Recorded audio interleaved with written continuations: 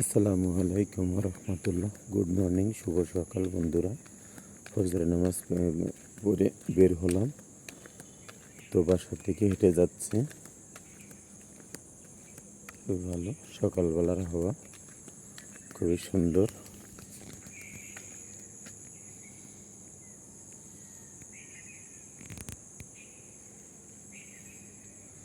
দেখতে পাচ্ছ, খুব সুন্দর